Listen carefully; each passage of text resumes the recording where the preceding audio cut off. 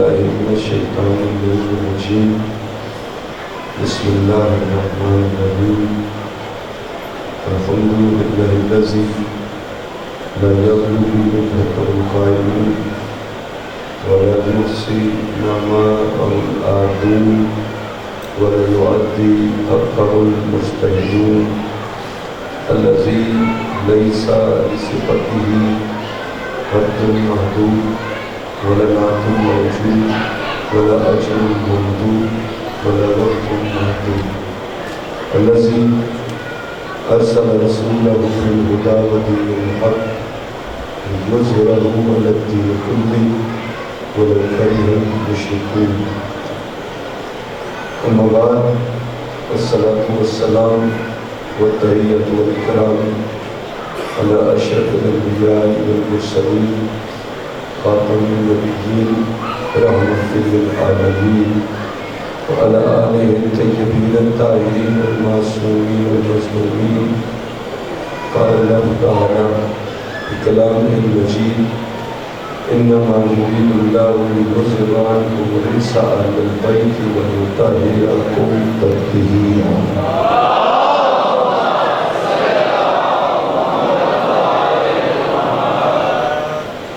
ثم قال بسم الله الرحمن الرحيم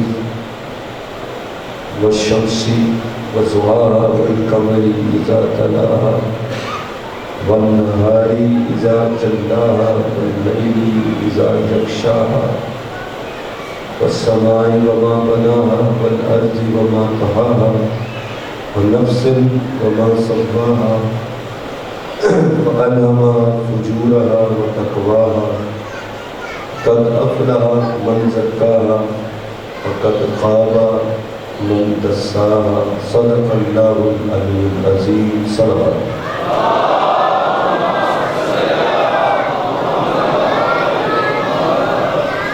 نفس و روح کے عنوان سے آج ہماری گفتگو کی 5ویں نشست ہے.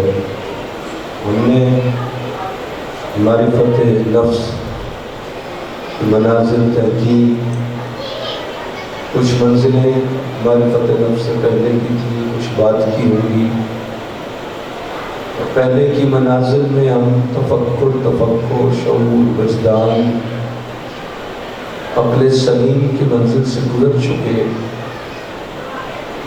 اور میری کوشش ہوگی در حقیقت میں چاہتا تھا کہ 4تھی مجلس تک میں معرفت کو بیان کروں اور پھر اس سے آگے کے جو مقامات تھے تدبر، تذکر اور پھر علم، پھر حکمت، پھر مشیت اور پھر حقیقت، میں ان مقامات سے گزروں. لیکن موضوع پھیلتا چلا گیا اور مجھے کل بھی موقع نہ ملا کہ میں معرفت کو بیان کر پاتا. آج میں کوشش کروں گا کہ تھوڑا سا اگر میں پہنچ پاؤں معرفت کی منزل پر، اور اگر نہ پہنچ پایا موضوع پھیل گیا، کیونکہ گفتگو تو سننے والوں پر منحصر ہوتی ہے. بعض باتیں ایسی ہوتی ہیں کہ اگر ہم آدھی بات بھی کریں تو ذہنوں میں اترتی چلی جاتی ہے. بعض کے لیے پھر تفصیلات میں زیادہ جانا پڑتا ہے. تو مقصد تو ہے معرفت کے مقام سے گزرتے ہوئے پھر ہم نے حقیقت کی منزل کی طرف جانا ہے. یہاں پر آج یوں کہوں تو بہتر ہوگا کہ معرفت ادھوری رہ جائے گی، اسے پہچان نہیں سکتے. معرفت کے معنی پہچان ہے. اسے پہچان نہیں سکتے جسے دیکھا نہ ہو. اور دیکھنے کو عربی میں رویت کہتے ہیں. اور رویت جو ہے عام طور پر لوگ سمجھتے ہیں کہ رویت جو ہے وہ صرف خواب میں دیکھنا ہے. رؤیا جسے کہتے ہیں، قرآن مجید میں یہ لفظ استعمال ہوا، خواب دیکھنا. لیکن ایسا ہرگز نہیں ہے. لغت بتاتی ہے کہ رویت کے دیکھنے کے بہت بہت سی 4 تو معروف اس کے اقسام ہیں. بس ان 4 اقسام کو سمجھتے ہوئے ہمیں جو ہے وہ معرفت کی طرف جانے کی کوشش کرنی ہے. تھوڑا سا ہم اس کو جلدی چلانے کی کوشش کریں گے اگر گلے نے ساتھ دیا. پہلی قسم جو ہے رویت کی، دیکھنے کی، وہ آثار ظاہری کے ذریعے سے کسی مرئی جسم کی، کسی ظاہری جسم کی بصارت حاصل کرنا، اسے دیکھنا، یعنی ان نگاہوں کی مدد سے. اس کے لیے لفظ استعمال ہوتا ہے بصارت. یہ بصارت ہے اور یہ ابصار نگاہیں اس کی جمع آتی ہے. اور بصارت کا لفظ جو ہے یہ قرآن مجید میں مختلف مقامات پر استعمال ہوا اس دیکھنے کا لفظ. مثلا 33 سورہ میں، سورہ احزاب میں وَإِذْ زَاغَتِ الْأَبْصَارُ وَبَلَغَتِ الْقُلُوبُ الْحَنَاجِرَ هُنَالِكَ ابْتُلِيَ الْمُؤْمِنُونَ وَزُلْزِلُوا زِلْزَالًا شَدِيدًا. جب وہ احزاب آئے، خندق کے روز وہ جو لشکر آئے، تو قرآن کہتا ہے کہ زاغت الابصار، ان لشکروں کی، ہتھیاروں کی چمک دیکھ کر آنکھیں، ابصار، نگاہیں چودھا گئی تھی. وَبَلَغَتِ الْقُلُوبُ الْحَنَاجِرَ، اور کلیجے اچھل کر حلق میں آ گئے. هُنَالِكَ ابْتُلِيَ الْمُؤْمِنُونَ، مومن جو ہیں اب آزمائش میں مبتلا ہوئے تھے. وَزُلْزِلُوا زِلْزَالًا شَدِيدًا، اور بڑے زبردست طریقے سے انہیں ہلا ڈالا گیا. یہ وہ ہے. اب مجھے یہاں پر خندق نہیں سنانی، میں نے تو بصارت کی بات کی ہے.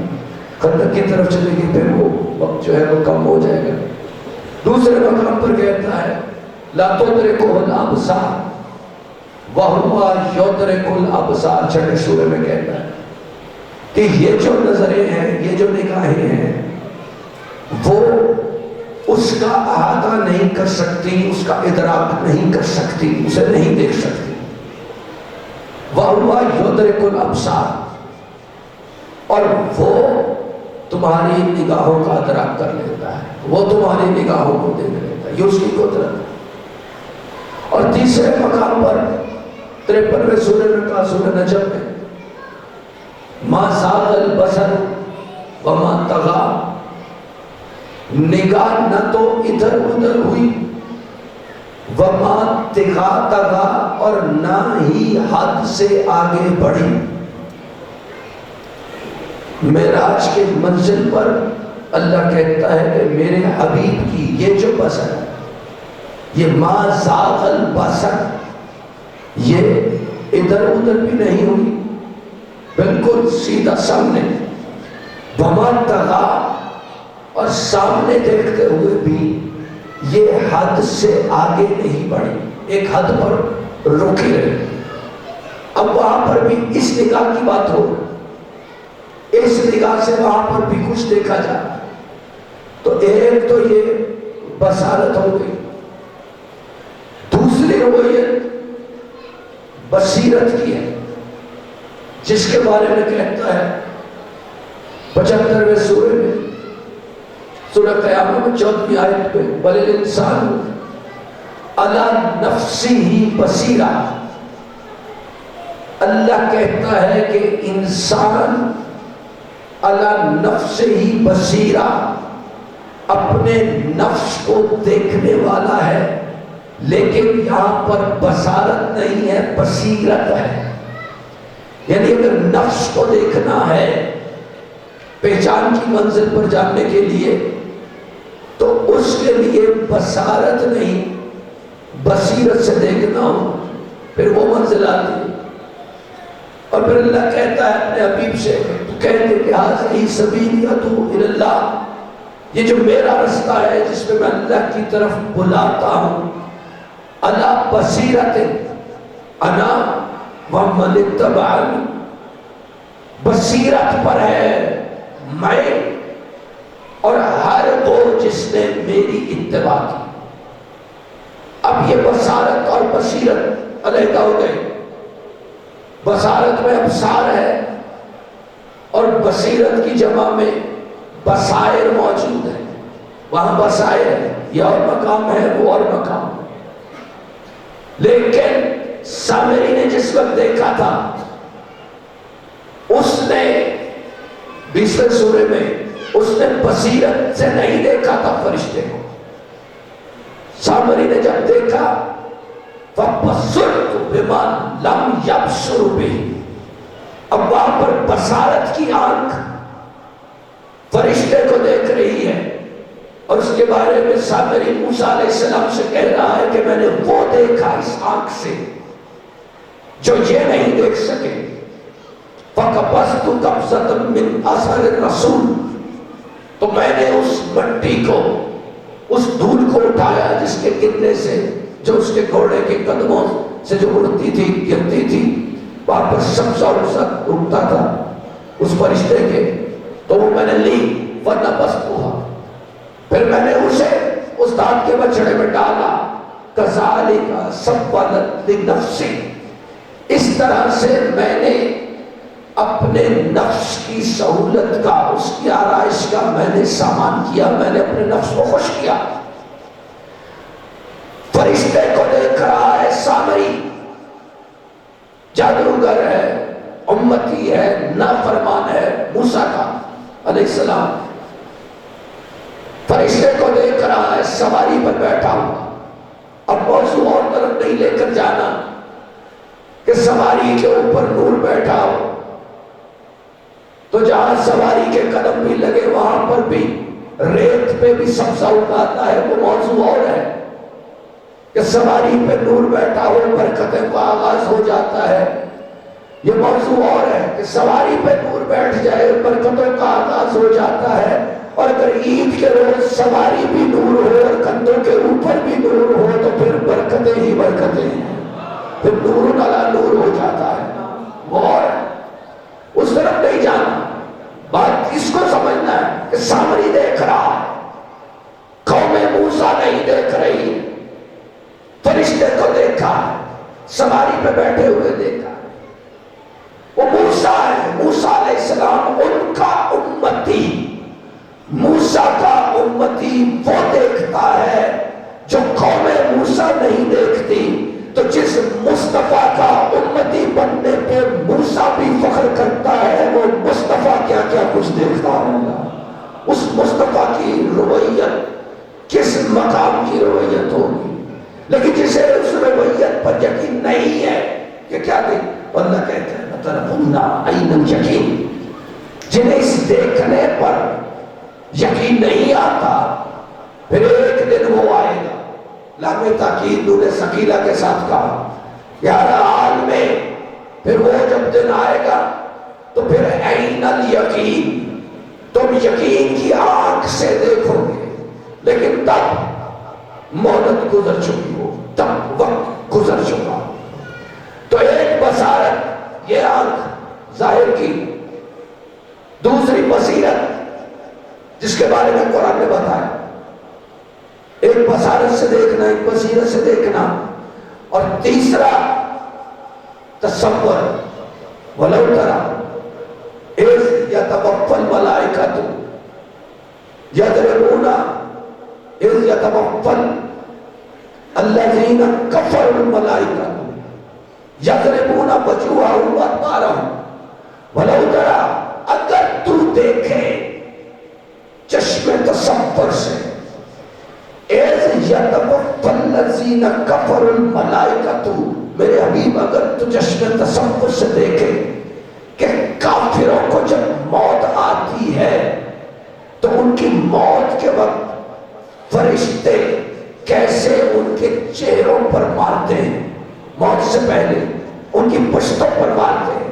اب اللہ نے منظر دکھایا کہ کافر کو موت سے پہلے بھی فرشتوں سے مار پڑتی، یہ اللہ منظر دکھا. اور کیسے کا تصور میں دیکھ. اب تصور میں دیکھنا یہ ہر کسی کے لیے ممکن ہے کہ کافر کو اس کی موت سے پہلے فرشتوں سے مار پڑ رہی ہو. اب ایک یہ مقام ہے، اور آخری مقام وہ ہے جسے رویا کہتے ہیں، خواب کہتے ہیں، جس کے بارے میں کہا اللہ نے وَمَا جَعَلْنَا الرُّؤْيَا الَّتِي أَرَنَيْكَ إِلَّا فِطْرَةً لِلنَّاسِ وَشَجَرَةً الْمَلْعُونَةَ فِي الْقُرْآنِ.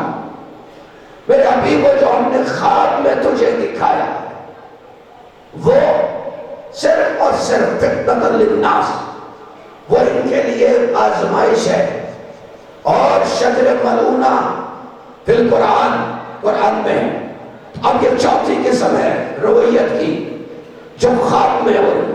یہ چار ہیں، اس سے آگے کی بھی بڑھتی جائے گی، پھر بحث لمبی ہوتی جائے گی. وہ جو بصارت کی رویت تھی اس پہ حضرت موسیٰ نے کہا تھا ارینی ربی ارینی انظر الیک، ربی ارینی انظر الیک. یہ نہیں کہا کہ میرے رب میں تجھے دیکھنے آ رہا ہوں، نہیں. نبی تھے، پیغمبر تھے، رسول تھے، اللہ کے چہیتے تھے، جانتے تھے کہ جب تک وہ نہ چاہے میں کچھ بھی نہیں دیکھ سکتا. اس لیے پہلے التجا کی ربی ارینی، اے میرے رب تو مجھے دکھا، انظر الیک تاکہ میں تجھے دیکھ سکوں. کہا لن ترانی، تو مجھے ہرگز نہیں دیکھ سکتا، لیکن پہاڑ کی طرف دیکھ. اگر یہ کھڑا رہا، اگر یہ قائم رہا، اگر یہ جل کر راکھ نہ ہو گیا تو پھر تو بھی مجھے دیکھ سکے گا. تجلی ہوئی، پہاڑ جل گیا، موسیٰ گر گیا. کہ نہیں دیکھ سکتا ان آنکھوں سے، مجھے نہیں دیکھ سکتا ان آنکھوں سے. اور پھر وہ جو اپنے حبیب سے کہا تھا کہ اس وقت یہ آنکھ کچھ دیکھ رہی تھی، ما زاغ البصر وما طغى، نہ ادھر ادھر ہٹ رہی تھی، نہ سے آگے بڑھ رہی تھی. اور پھر کہا ما کذب الفؤاد ما رأى، دل نے اسے نہیں جھوٹ کہا. ما رأى، جو اس نے دیکھا مجہول ہے کس نے دیکھا. آنکھ نے دیکھا، دل نے دیکھا، بصیرت نے دیکھا، بصارت نے دیکھا، تصور نے دیکھا، یہ مجہول ہے. لیکن اگلی آیت بتاتی ہے اَفَتُمَارُونَهُ عَلَى مَا يَرَى، کیا تم اس میں شک کرتے ہو جو میرے حبیب نے دیکھا. تو تصور میں تو ان میں سے جتنے کو کہوں کہ تم تصور کرو کہ فرشتے کافروں کے چہروں پر تماچے مار رہے ہیں، ان کی پشتوں پر تماچے مار رہے ہیں. ہر کسی کو تصور حاصل ہو جائے گا. تصور میں تو انہیں بھی کہوں کہ دیکھو عرش الہی کا طواف ہو رہا ہے، تصور انہیں بھی حاصل ہو جائے گا. خواب دیکھنے پر کسی کی کوئی پابندی نہیں ہے، ہر کوئی دیکھ سکتا ہے. اب یہ کون سا مقام ہے دیکھنے کا جس کے بارے میں اللہ کہتا ہے کہ اس دیکھنے میں شک ہرگز نہ کرنا، کیونکہ تمہارے تصور میں شک نہیں ہو سکتا، تمہارے خواب میں شک نہیں ہو سکتا.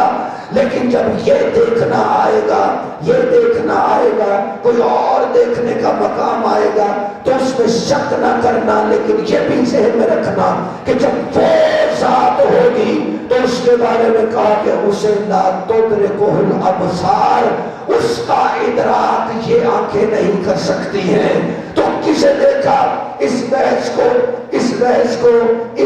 کو تھوڑا سا اور رخ دیتے ہوئے اپنے نبی رحمت کائنات صلی اللہ علیہ وآلہ وسلم کی ربوبیت پر شک کرنے والے ان کو پیغام پہنچانا ہے کہ حضرت عباس بن عبد المطلب جو کہ رسول کے چچا تھے، 2-3 برس رسول سے عمر میں بڑے تھے، سن میں بڑے تھے، وہ ایک روز اسلام قبول کرنے کے بعد کہنے لگے کہ اے اللہ کے حبیب، جب آپ ابھی بچپن میں گود میں ہوتے تھے، پنگھوڑے میں ہوتے تھے، تو میں آپ سے عمر میں بڑا تھا. مجھے اس وقت کا ایک واقعہ یاد ہے کہ پنگھوڑے میں آپ لیٹ کر جدھر آپ کی انگلی ہلتی تھی اسی طرف چاند چلنا شروع کر دیتا تھا.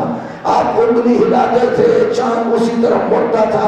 تو اللہ کے حبیب نے ارشاد فرمایا کہ چچا آپ یہ کہتے ہیں کہ میں انگلی سے اشارہ کرتا تھا تو چاند اس طرف چلا جاتا تھا.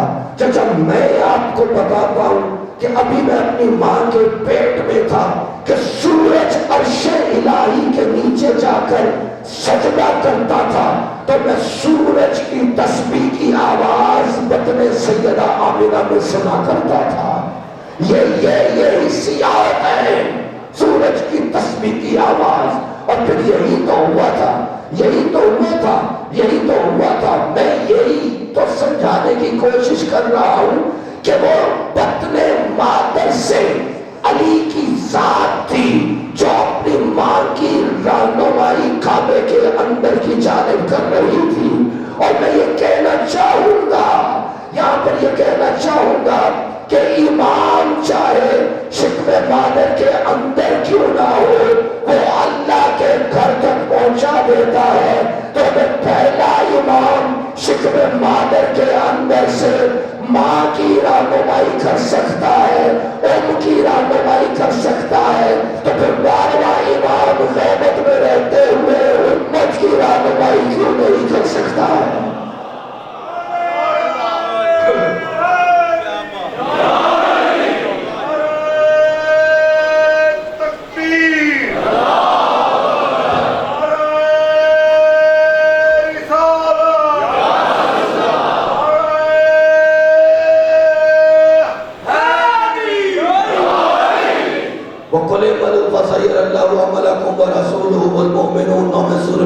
عمل کرو، تمہارا عمل اللہ دیکھ رہا ہے، اللہ کا رسول دیکھ رہا ہے، اور مومن وہ مومن دیکھ رہے ہیں۔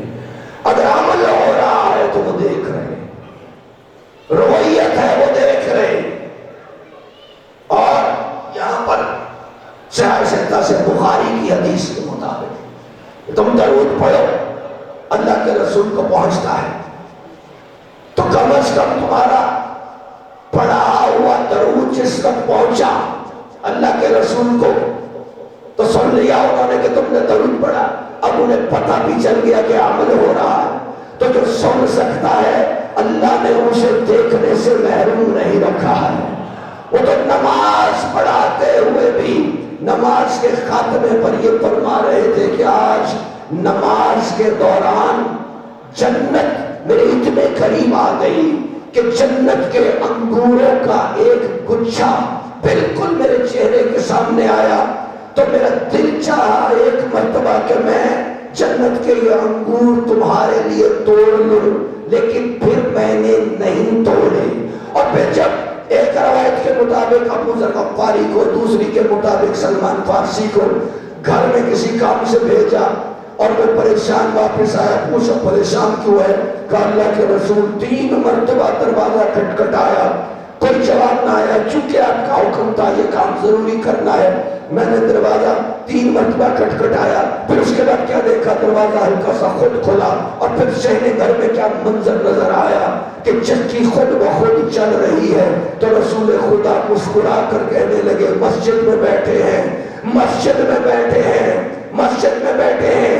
وہ منظر سلمان دیکھ رہا تھا یا وہ منظر ابو ذر غفاری دیکھ رہا تھا؟ رسول خدا مسجد میں بیٹھے ہیں اور مسجد میں بیٹھے دیکھ کر فرما رہے ہیں کہ سلمان وہ میکائیل تھا، میری بیٹی فاطمہ کے لیے چکی چلا کر آٹا بنا رہا تھا۔ مسجد میں بیٹھے دیکھ رہے ہیں۔ اور پھر یہ بتانا تھا کہ مجھ محمد کے کندھوں سے کوئی بلند ہو جائے تو اس پر سارے مقامات کس طرح سے کھلتے ہیں۔ جب علی تو خود دیکھنے والا تھا، لیکن سب کو دکھانے کے لیے کہ جب اتارا اپنے کندھوں سے تو کہا کہ یا علی کیا کیا دیکھا؟ تو کیا کہا کہ اللہ کے حبیب ملکوت السماوات دیکھے، عرش الہی دیکھا، عرش کے ستون دیکھے، جو کچھ دیکھا جا سکتا تھا وہ کچھ دیکھا۔ یہ بھی کندھوں پہ سوار کر کے علی کو سب کچھ دکھایا۔ یہ جوانی تھی علی کی، یہ عالم شباب تھا علی کا، لیکن علی جب کعبے میں آیا تھا ہر کوئی آیا، علی نے آنکھیں نہیں کھولی، علی نے آنکھیں نہیں کھولی۔ یہ محمد مصطفیٰ بند آنکھوں سے علی کی بصیرت نے مصطفیٰ کو پہچانا، اور پھر کھلی آنکھوں سے علی کی بصارت نے مصطفیٰ کا استقبال کیا، کھلی آنکھوں سے۔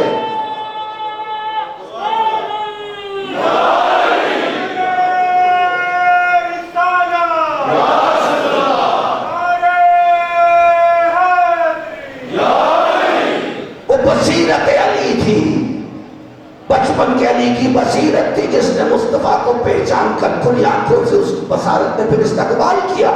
اسی لیے اللہ نے جب کذالک نری ابراہیم ملکوت السماوات والارض ولیکون من الموقنین، ہم نے ابراہیم کو آسمانوں اور زمین کے ملکوت دکھائے، بادشاہ دکھائی، تاکہ وہ یقین کی منزل پر پہنچ جائے، یقین والوں میں سے ہو جائے. ملکوت دیکھ کر ابراہیم منزل یقین پر پہنچ رہے ہیں، اور میرے مولا علی ملکوت دیکھ کر اللہ نے ابراہیم کی منزل یقین کا اعلان کیا.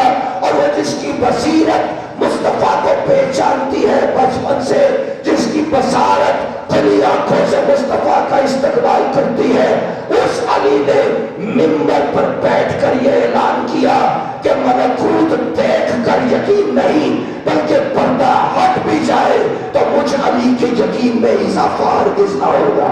پردہ ہٹ بھی جائے مجھ علی کے یقین میں اضافہ نہ ہوگا. اور وہ جسے اللہ نے ملکوت دکھا کر منزل یقین عطا کی تھی، پھر وہی ابراہیم جو ملکوت کی منزل دیکھ چکا تھا، جو یقین کے مقام پر جا چکا تھا، جس نے دعائیں مانگ مانگ کر اللہ سے اسماعیل لیا تھا، اور بشیر خار اسماعیل کو وادی غیر ذی زرع میں چھوڑ آیا تھا، اور پھر جب وہ اس کے معجزے سے زمزم جاری ہو گیا تھا، اور پھر وہ اس کے سامنے کھیلتا تھا، بھاگتا تھا، عالم طفولیت کو عبور کر کے اب وہ عالم فتح کے مقام پر، عالم شباب کے مقام پر آنے والا تھا. اب اس کی آرزوؤں کا، اس کی امیدوں کا مرکز سامنے اس کے پھر رہا تھا. اس وقت اللہ نے کہا کہ ابراہیم اب تیرا ایک اور امتحان ہے، اور اب تیرا ایک اور امتحان ہے، بتا اپنے بیٹے کو. تو پھر کہا قال یا بنی انی اری فی المنام انی اذبحک فانظر ماذا تری. بیٹے میں نے دیکھا ہے، اسماعیل میں نے دیکھا ہے کہ میں دیکھا ہے فی المنام، نیند میں دیکھا ہے. یہ دیکھنا بصیرت کا نہیں ہے، یہ بصارت کا نہیں ہے، یہ تصور کا نہیں ہے، یہ نیند کا دیکھنا ہے. یہ میرا خواب ہے، انی اذبحک، کہ میں تجھے ذبح کر رہا ہوں. فانظر ماذا تری، اب تو دیکھ نظر سے، ماذا تری، اب تیری رویت کیا ہے. اس کا ترجمہ ہم کریں گے محاورے میں کہ تو بتا تیرا کیا خیال ہے. ابراہیم نے یہ نہیں کہا کہ تو بتا کہ تیرا کیا خیال ہے. ابراہیم نے کہا کہ اچھی طرح سے دیکھ لے. یقین تھا نا، یقین تھا کہ یہ بھی تو نبی کا بیٹا ہے، یہ بھی تو آئندہ ہونے والا نبی ہے، یہ بھی تو دیکھتا ہے، یہ بصیرت بھی رکھتا ہے، بصارت بھی رکھتا ہے، رویت بھی رکھتا ہے، تصور بھی رکھتا ہے، سب کچھ ہے. کہا تو بھی دیکھ لے جو میں نے دیکھا ہے اور پھر بتا مجھے. تو جواب آیا یا ابت افعل ما تؤمر. نہیں دیکھا، نہیں دیکھا، بلکہ کہا یا ابتی بابا افعل ما تؤمر، وہ کر جو تجھے حکم دیا گیا ہے. پہنچ گیا. خواب تو یہ تھا کہ میں تجھے ذبح کر رہا ہوں، خواب میں یہ تو نہیں تھا، سنایا یہ تو نہیں کہ مجھے حکم ہو رہا ہے کہ میں تجھے ذبح کروں. خواب یہ سنایا کہ میں نے دیکھا ہے کہ میں تجھے ذبح کر رہا ہوں. اور پہنچا کس منزل پر کہ آپ کو جو حکم ہوا آپ وہ کر. سکھائے کس نے؟ اسماعیل کو آداب فرزندی. اب یہاں پر پروردگار نے بتا دینا یہاں ابراہیم قد صدقت الرؤیا، تو نے اپنا خواب سچ کر دیا. کذالک نجزی المحسنین، ہم اسی طرح سے جزا دیتے ہیں احسان کرنے والوں. ان ھذا لہو البلاء المبین، یہ بہت بڑی واضح آزمائش کی ابراہیم کی تیری. وفدیناہ بذبح عظیم، اب اس کا فدیہ ذبح عظیم سے تو محسنین میں سے ہو گیا. اور احسان کا بدلہ احسان ہے، قیامت تک تیری یہ سنت زندہ رہے گی، جاری رہے گی. لیکن اس کا بدلہ یہ تو میں پورا کروں، اس کا فدیہ تو مجھے دینا ہے. اور وہ فدیہ اس کا ذبح عظیم کے ذریعے سے۔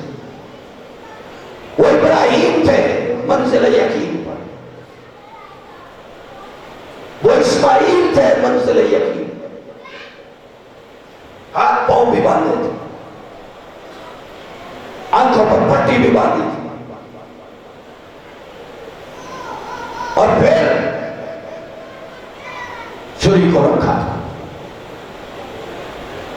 وہ بھی ابراہیم کی امیدوں کا محور تھا، اور یہ شہزادہ تو صرف حسین کی امیدوں کا محور نہیں بلکہ ثانیہ زہرا کی امیدوں کا بھی محور تھا۔ یہ شہزادہ تو صورت اور سیرت میں ایسا تھا کہ چہرے پر نقاب رکھتا، اگر نقاب ہٹ جاتا تو رسول کا کوئی بوڑھا صحابی اگر چہرے پر نظر پڑتی تو رو رو کر بے ہوش ہو جاتا۔ اور ایسا ہے یہ شہزادہ، یہ میرا عقیدہ ہے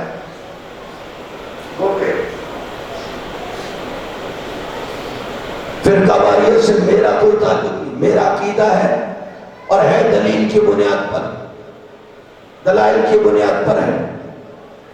اگر جو بھی ریکارڈنگ والا ہے اس تک یہ دلیل پہنچ جائے گی، بخت بیدار شہید کٹی گردن کے ساتھ آگے اپنے باپ کو خبر کر سکتا ہے کہ سو مت تیاری کر، شاہ اسماعیل تیری طرف پہنچ رہے ہیں۔ ارواح آتی ہے جہاں عمل ہو رہا ہو وہ دیکھتے بھی ہیں، جس کے نام کی محفل ہو اس کے نام کی محفل میں بھی آتی، خلوص ہو نیت کا، پاکیزگی ہو ماحول میں، نفسوں کا تقویٰ ہو، ارواح میں نورانیت ہو، امیدوں کا مرکز و محور نفسانیت نہیں، عشق ہو، اتباع ہو، اطاعت ہو، ممکن نہیں کہ وہاں پر ارواح مقدسہ کا سایہ نہ ہو۔ یہ میرا عقیدہ ہے کہ جس کے نام کی محفل ہو اس کے نام کی محفل پر وہ آتے ہیں، تو جب حسین کی مجلس ہو تو رسول خدا بھی آتے ہیں، علی المرتضیٰ بھی آتے ہیں، سیدہ کائنات بھی آتی ہے، اور کوئی آئے نہ آئے سب آتے ہیں۔ لیکن ایک بات یاد رکھنا، ذہن میں رکھنا کہ اور کوئی آئے نہ آئے، کربلا کا بیمار سید سجاد ضرور مجلس میں آتا ہے، میزبان ہے نا مجلس، اور آ کر خاموشی سے ایک کونے میں بیٹھ جاتا ہے، پڑھنے والا پڑھتا ہے اور سننے والا جب آل محمد کی مصیبت سن کر کچھ آنسو بہاتا ہے نا، تو سید سجاد اپنی زخمی ہتھیلیاں زمین پر ٹیک کر اٹھتے ہیں اور اس کے پاس جا کر خاموشی سے کھڑے ہو کر اپنے زخمی ہاتھ خالق کی بارگاہ میں دعا کے لیے بلند کرتے ہیں کہ خالق اس نے میرے بھائی علی اکبر کے سینے سے بچی کا پھل نکلتے نہیں دیکھا، یہ سن کر روتا ہے، خالق اس کی حاجات کو پورا فرما۔ اور جانتے ہو جہاں سجاد ہوں وہاں آقا زادی سکینہ ضرور ہوتی ہے۔ کتنا پیار تھا شہزادی سکینہ، پردے داروں میں موجود ہوتی ہے، اتنا پیار تھا آقا زادی کو اپنے بھائی سجاد سے کہ 10ویں کے دن عصر کے وقت تک شہزادی نے پانی مانگا ہے، ضد کی ہے، تقاضا کیا ہے، لیکن عصر کے بعد آقا زادی نے پانی نہیں مانگا ہے۔ شاید سمجھ گئی تھی کہ اب پانی لانے والا چچا عباس بھی نہیں رہا۔ بعد میں جب کبھی پانی آیا سب سے پہلے آقا زادی سکینہ کو پیش کیا گیا، تو ہمیشہ کہتی کہ پھوپھی اماں پہلے دوسروں کو پلاؤ، جو بچ جائے گا وہ مجھ سکینہ کو دے دینا۔ دوسروں کو پانی پلانے کے بعد جو تھوڑا سا پانی بچ جاتا، وہ جس وقت شہزادی کو پیش کیا جاتا نا، تو اپنے ننھے ننھے ہاتھوں میں پانی کا وہ کٹورا لے کر دوڑ کے جاتی، دور دھوپ میں بیٹھے سید سجاد کے زنجیروں پہ اپنے حصے کا سارا پانی پھینک کے کہتی بھائی میری خیر ہے، تیرے زنجیر کچھ تو ٹھنڈے ہو جائیں۔ جہاں سید سجاد ہو وہاں آقازادی سکینہ ضرور ہوتی ہے پردہ داروں۔ جس وقت سید سجاد آل محمد کی مصیبت پہ رونے والے مومن کے پاس کھڑے ہو کر اپنے ہاتھ بلند کرتے ہیں دعا کے لیے، اسی وقت پردہ داروں میں آقازادی سکینہ بھی اپنے جلے ہوئے کرتے کا دامن پھیلا کر کہتی ہے کہ خالق یہ میرا وہ بھائی ہے جس نے کوفہ اور شام کے بازار میں تجھ سے کچھ نہیں مانگا تھا، خالق میرے بھائی سجاد کی دعاؤں کو قبول فرما۔ دعا ہے کہ خالق کائنات ان دو معصوم ہستیوں کے صدقے، بلکہ کاشف الحاجات باب الحوائج کے صدقے، ان معصومین کے صدقے جتنی بھی حاجات سینوں میں ہیں سب کی حاجات کو پورا فرما۔ ماؤں کے جوان بیٹوں کو سلامت رکھے، بہنوں کے جوان بھائیوں کو سلامت رکھے، بیٹیوں کے ارمان پورے کرے، ان کے ماں باپ کا سایہ، ان کی شفقت ان کے سروں پر سلامت رکھے، اور بالخصوص کسی بوڑھے باپ کو اس کے جوان بیٹے کا جنازہ دیکھنا خالق وہ نصیب نہ ہو۔ خالق اس حسین کے صدقے جس نے کربلا کی تپتی دوپہر میں سارے نبیوں کا قرض چکا دیا، خالق جتنے بھی قرضدار ہیں ان کو قرض سے نجات عطا فرما۔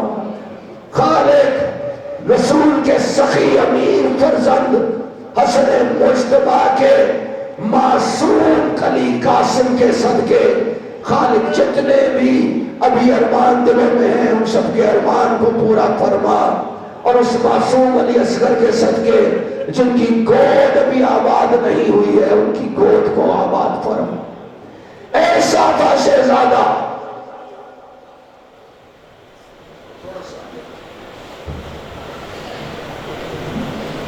ایسا تھا شہزادہ، چہرے پہ نقاب رکھا، اگر ہٹائے تو جنہوں نے رسول کو دیکھا وہ برداشت نہیں کر پاتے۔ ماں نے کتنے ارمان تھے، 18 سال کا ہوگا میں شادی کروں،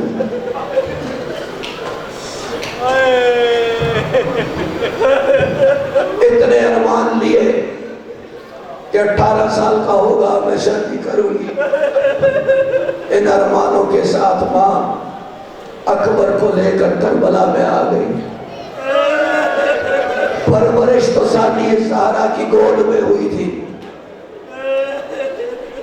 اور جانتے ہو اتنا پیار تھا ثانی زہرا سلام اللہ علیہ کو اپنے اکبر سے کہ جس وقت آقازادی واپس آئی ہے نا مدینہ،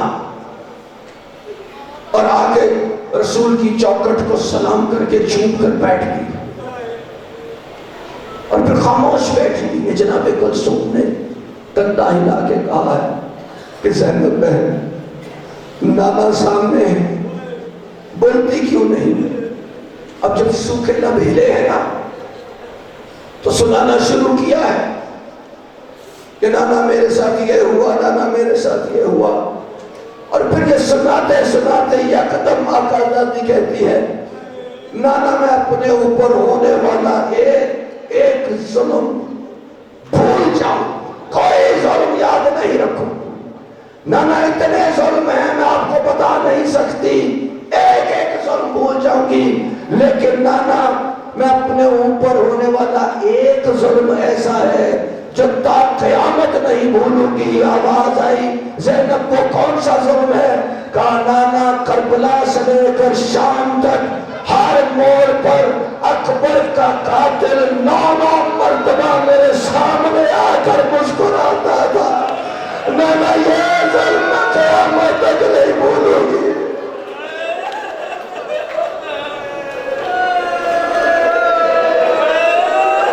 اجر قبل اللہ۔ تبھی تو شہزادہ آیا تھا شب عاشور اکازادی کے پاس، گود میں آ کے لیٹ کے کہا تھا کہ پھپھی اماں ساری زندگی مسئلے تجھ سے پوچھے ہیں، سوال تجھ سے کیے ہیں، حاجات تجھے پیش کی ہیں، آج بھی ایک مسئلہ ہے، بتا۔ کہا پوچھو۔ کہا پھپھی اماں آپ کا مقام زیادہ ہے یا پھر میری دادی زہرا کا مقام زیادہ ہے؟ تو اکبر کیا کہہ رہا؟ میں تو تیری دادی زہرا کی ایک کنیز ہوں۔ کہا تو پھپھی اگر دادی زہرا نے روز حشر پوچھ لیا کہ زینب تجھے اپنا بیٹا میرے بیٹے سے زیادہ پیارا تھا تو کیا جواب دو گی؟ بس سمجھ گئی کہ اکبر تجھے تیار کرتے ہیں کل کی جنگ کے لیے۔ فجر سے کچھ پہلے فرزند رسول نے بلایا شہزادے کو، کہا اکبر تیرا چہرہ بھی نانا رسول اللہ جیسا، تیری آواز بھی نانا رسول اللہ جیسی، اکبر میرے لال نانا کے لہجے میں آذان سنا دے۔ جب کہا کہ آذان سنا، ساقی کوثر کے پوتے نے دریا کے کنارے ریت سے تیمم کیا، شور برپا ہوا، خیموں میں آواز گئی، اما فضا شور کیسا ہے؟ کہا قزادی تیرا اکبر آذان دینے لگا ہے۔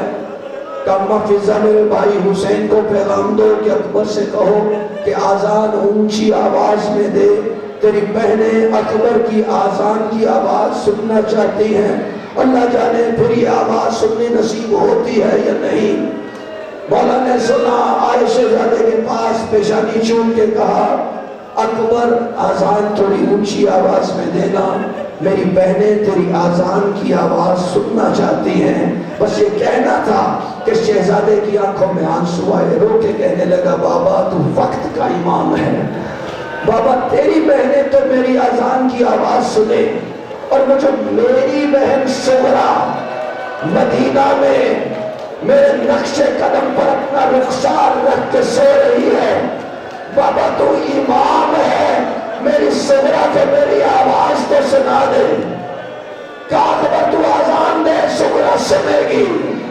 بس اکبر نے کہا اللہ اکبر، ابھی لفظ اکبر کی رے ختم نہ ہوئی تھی کہ مدینہ میں حویلی زہرا میں اکبر کے نقش قدم پر اپنا رخسار رکھ کے سونے والی سغرا تڑپ کے اٹھی ہے، چیخ کے کہتی ہے نامی ام سلمہ جاگ میرا اکبر آ گیا، نبی جاگ میرا اکبر آ گیا۔ اجرکم اللہ، اجرکم اللہ۔ اکبر نے آزان دی، حسین نے نماز پڑھائی، سب کے سب رفقا و انصار حسین قبر بنی ہاشم، بنو ہاشم کے باقی افراد اپنے اپنے فرائض منصبی کے مقام پر۔ اکبر جانے لگے، مولا نے بازو سے پکڑ لیا، بازو سے پکڑ کر ایک ٹھیلے کے حکم میں لے آئے، وہاں لا کر مولا نے شہزادے کو سامنے بٹھایا، سامنے بٹھا کر مولا پوچھتے ہیں علی اکبر میرے لال انجام کیا ہے؟ شہزادہ تھا نا، حسین کا بیٹا تھا، اس لفظ سے سمجھ گیا۔ کہا بابا نہ تو ابراہیم ہے نہ میں اسماعیل ہوں، بابا حکم کر، حکم کیا ہے؟ کہا اکبر میرے لال میں حسین چاہتا ہوں کہ کل بنو ہاشم میں صبح، آج صبح بنو ہاشم سب سے پہلی قربانی تیری۔ کہا بابا سر تسلیم خم ہے آپ مجھے ثابت قدم پائیں گے. جب یہ سنا نا کہ آپ مجھے ثابت قدم پائیں گے تو مولا حسین نے شہزادے کے چہرے سے نقاب الٹا ہے, آنکھوں میں نمی آئی ہے, شہزادے کی کلائی پکڑ کر آسمان کی طرف دیکھ کر کہتے ہیں بارے الہ گواہ رہنا میں تیری بارگاہ میں پیش کرنے کے لیے کیسے کیسے ہیرے لے کر آیا ہوں. یا اللہ تو گواہ رہنا. ایک ایک کر کے انصار و رفقائے حسین ساقی کوثر کے پاس آئی. بنو ہاشم کی باری, مولا نے آواز دی علی اکبر. شہزادہ تو تیار تھا, جج سے سواری پہ بیٹھا, میدان کی طرف چلنے لگا. مولا نے آواز دے کر روک, علی اکبر رک جاؤ. شہزادہ رک گیا, کہا سواری سے نیچے اترو. شہزادہ نیچے اترو, کہا پہلے خیموں میں جاؤ, ماں سے ملو, پھوپھیوں سے ملو, بہنوں سے ملو, پوشاک پہنو, تیار ہو کر پھر باہر آؤ. شہزادہ اندر گیا. جیسے ہی شہزادہ رخصت لینے اندر آیا ہے اور مچ گیا ہے. حسین پیچھے پیچھے چلے آئے اور پیچھے پیچھے آ کر اندر آ کر آواز دی کہ بہن اکبر کو تیار کرو, اچھی پوشاک. ثانیہ زہرا نے اکبر کو پہنائی ہے اور پوشاک پہنانے کے بعد ثانیہ زہرا سلام اللہ علیہا نے جیسے ہی امامے کو ہاتھ ڈالا کہ اکبر کے سر پر امامہ باندھے, فرزند رسول کہنے لگے بہن زینب اکبر کو امامہ میں حسین خود باندھوں گا. اور پھر امامہ باندھتے باندھتے جب آخری پیج کو, 5ویں پیج کو, امامے کو اس کو نیچے لا کر یوں تل عنق کے مانند باندھا تو بلند آواز سے کہا کہ انا للہ و انا الیہ راجعون. اکبر اللہ کے حوالے, اکبر اللہ کے حوالے. قرآن بچ گیا حسینی خیموں میں. یہاں پر تاریخ لکھتی ہے کہ شہزادے کا ایک پاؤں حسینی خیمے سے باہر آتا تھا, پھر اندر چلا جاتا تھا. جب بھی باہر نکلنے لگتا تھا کوئی نہ کوئی پھوپھی آ کر دامن ابا کو پکڑ لیتی تھی, کبھی کوئی بہن لپٹ جاتی تھی. آخر حسین نے کہا بی بی بس کرو, اب مسافر کے جانے کا وقت آ گیا ہے. لیکن اس لمحے ایک آواز ایسی آئی کہ حسین جیسا صابر بھی ضبط نہ کر سکا. منہ پر رومال رکھ کے آنسوؤں کو چھپا کر دوسری جانب چل پڑا. سید سجاد کی آواز آئی, اکبر اپنے بیمار بھائی سے تو مل اجرکم اللہ, اجرکم اللہ. سوار ہوا شہزادہ جانب مقتل. ابھی چند قدم گیا ہوگا کہ پیچھے سے کسی کے قدموں کی آہٹ آئی. سواری کو روک کے پیچھے مڑ کے دیکھا, کیا منظر دکھائی دیا کہ حسین سواری کے پیچھے پیدل چلے آ رہے ہیں. جھٹ سے روکا, نیچے اترنے لگا. مولا نے ہاتھ سے اشارہ کیا اکبر بیٹھے رہو. کہا بابا اکبر کو گوارا نہیں, آپ پیدل آ رہے ہو, میں سوار ہو کر جاؤں. کہا اکبر تیرا کوئی تجھ جیسا 18 سال کا جوان شبیہ رسول بیٹا ہوتا تو میں تجھ سے پوچھتا کہ پورے باپ کے دل پر کیا گزرتی ہے جب وہ بیٹے کو جانب مقتل بھیجتا ہے. کہا بابا لیکن میں سوار ہو کر جا نہیں سکتا, آپ کہیں بیٹھ جائیں, تشریف رکھیں. اچھا بیٹا ہم ٹیلے پر بیٹھتے ہیں. حسین ٹیلے پر بیٹھ گئے. شہزادہ جانب مقتل چلا اور پھر شہزادے نے جہاد شروع کیا. صفوں کی صفیں پلٹ دی اور آخر کار وہ وقت آیا جس وقت شہزادے نے آواز دی ہے یا بتا ادرکنی, بابا مجھ اکبر تک پہنچیے. صرف پرچی ماری نہیں تھی, مرحوم نے پرچی مارنے کے بعد پرچی کے پل کو توڑ کے کہا تھا میں دیکھتا ہوں حسین کا صبر,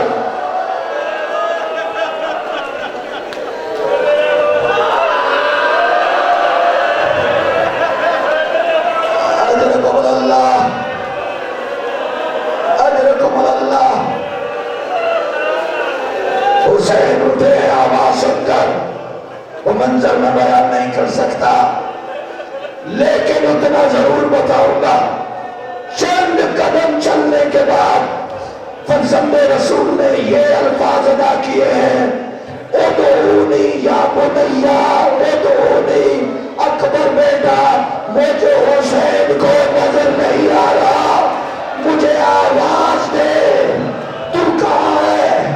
آواز آئی شہزادے کی، الیہ الیہ یا ابدا الیہ، بابا میں اکبر اس مقام پر ہوں، اب آواز سے حسین پہنچے ہیں۔ تو کیا دیکھا منظر کہ شہزادہ فرش کربلا پر لیٹا ہے، ایک ٹانگ کو اکٹھا کرتا ہے، پھر دوسری ٹانگ کو سیدھا کرتا ہے، یوں ٹانگوں کو ایسے اس طرح سے کر رہا ہے، تکلیف کی شدت ہے۔ مولا کہنے لگے کہ اکبر بیٹا جلدی نہیں کرنی، جلدی نہیں کرنی اکبر، میں بہنوں سے وعدہ کر کے آیا کہ سانسوں کے ساتھ لے کر جا رہا ہے، سانسوں کے ساتھ ایک مرتبہ خیمے میں واپس لے آئی۔ یہ سننا تھا، شہزادے نے کہا بابا اب آپ کی بہنیں بھی انتظار کرتی رہیں گی، اور مجھے میری سغرا ہے بابا میں بھی انتظار کرتی رہی۔ کہ اکبر میرے لال چند لمحے میری مدد کر، ایسے کر اپنے یہ بازو میری گردن میں ڈال تاکہ میں تجھے خیموں تک لے جاؤں۔ شہزادے نے تاریخ لکھتی ہے کہ اپنا ایک بازو مولا کی گردن میں ڈالا، 18 سال کا جوان اکبر، 57 سال کا ضعیف حسین نعرہ بلند کر کے نانا کو یاد کر کے اٹھانے کی کوشش کی ہے، یوں کیا ہے، اور پھر زمین پر رکھ دیا۔ زمین پر رکھ کے کہنے لگے اکبر تو یہ اپنا دوسرا بازو میری گردن میں کیوں نہیں ڈالتا؟ کہا بابا میں اپنا دوسرا ہاتھ اپنی چھاتی سے ہٹانا نہیں چاہتا۔ کہا میرے لال ہٹا تو صحیح، میں دیکھوں تو صحیح کیا ہے۔ اب جو ہاتھ ہٹایا تو کیا منظر تھا کہ برچی کا پھل ٹوٹ کے جگر میں پیوست ہو چکا تھا۔